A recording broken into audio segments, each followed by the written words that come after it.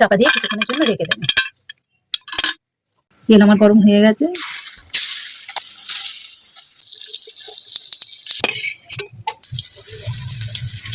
সুন্দর কুমড়ো ফুল, টাটকা টাটকা কুমড়ো ফুল তুলে নিয়ে যাই বাড়িতে।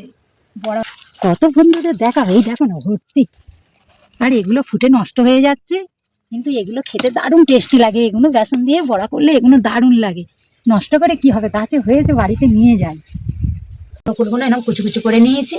দেবো বেসন,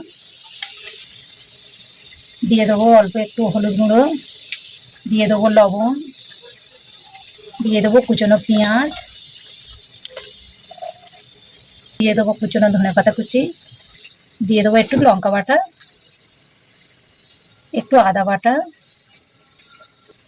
একটু রসুন বাটা।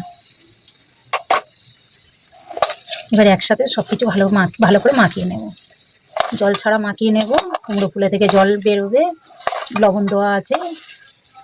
তারপরে অল্প করে প্রয়োজন হলে জল দিয়ে দেবো। আমার এখানে জল দিতে লাগেনি, একদম মাখা হয়ে গেছে। আমি এবার এতে দিয়ে দেবো অল্প করে একটু সুজি। এটা মেখে আমি কিছুক্ষণের জন্য রেখে দেব।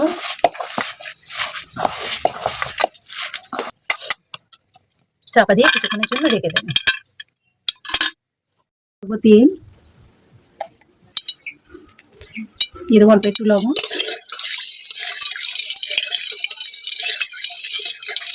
তেল আমার গরম হয়ে গেছে।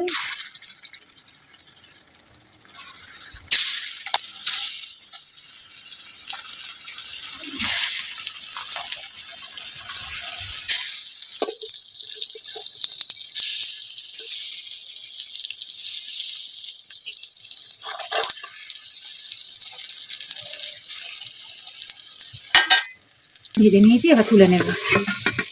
এদিকে এগুলো একটু বাকি আছে, এগুলো একটু ভেজে থাক। যেগুলো আগে দিয়েছি সেগুলো আগে হয়ে গেছে, এগুলো একটু বাকি আছে।